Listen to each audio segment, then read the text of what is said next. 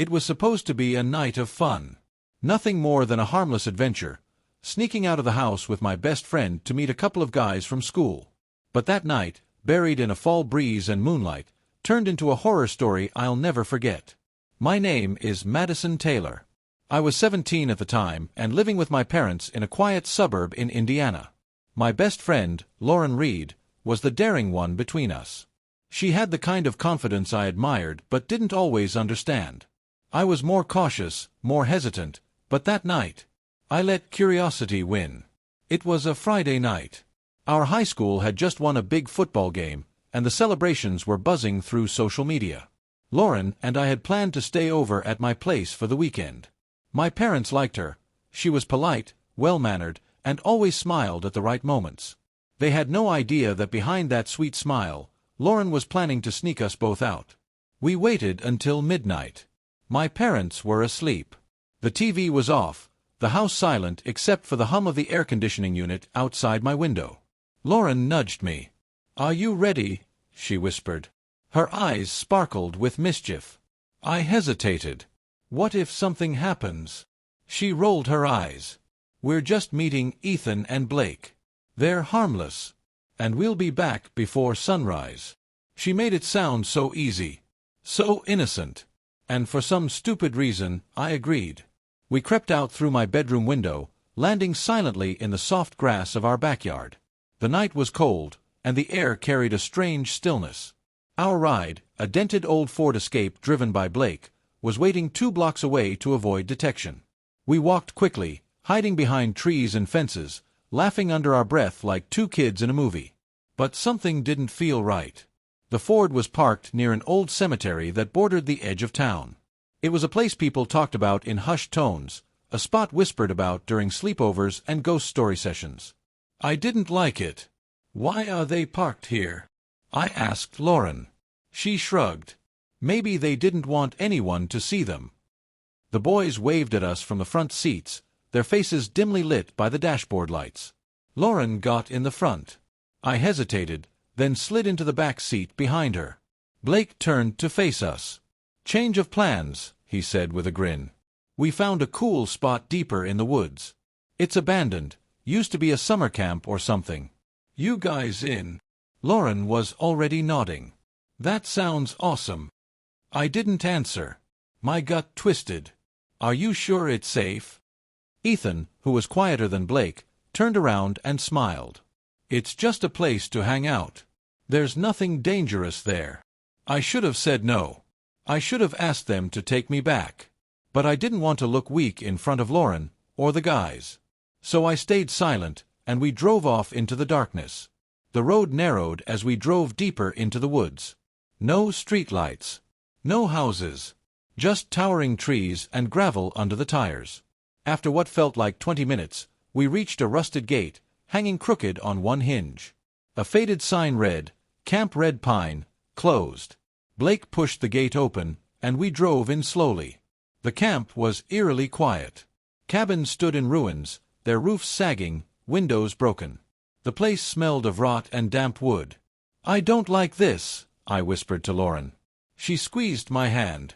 "It's just old. That's what makes it fun." We got out, and the guys led us to a fire pit in the middle of the clearing. Ethan lit a small fire, and we sat around it, trying to ignore the way the shadows danced around us. They handed us sodas and snacks, and for a moment, I felt like maybe things weren't so bad. Then came the knocking. It was faint, like someone rapping their knuckles against wood. We all turned toward the sound. It came from one of the cabins, a long, low building that looked like it might have been a cafeteria once. Blake stood up. Probably just raccoons. But Lauren was grinning. "Let's check it out." "Are you serious?" I said. "Come on, Madison. Don't be such a scaredy cat." The 4 of us walked toward the building, our flashlights flickering against the broken walls. The front door creaked open easily. Inside, the air was colder, and dust floated through the beams of light. The smell was worse in there, mold and something metallic. We heard the knock again. This time, closer. "I think it came from the kitchen," Ethan said, pointing toward the back. "Let's just leave," I said. "No." but they were already moving. Lauren led the way, laughing under her breath. I followed because I didn't want to be left alone. We reached the kitchen, long abandoned and covered in grime. Pots still hung from the racks, rusted and silent. Then we saw it. Handprints. Dozens of them. On the walls, the cabinets, the windows. Small, childlike handprints smeared in what looked like red paint. Except it wasn't paint.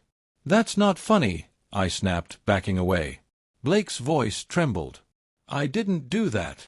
Suddenly, a loud crash echoed from the hallway. We all jumped. Ethan dropped his flashlight, and it flickered out. "Let's go," I shouted, panic setting in. We ran. Back through the hall, out the door, into the clearing. But the car was gone. Blake screamed. "What the—" "I left it right here." The fire was out too. The clearing was dark, and the air had changed.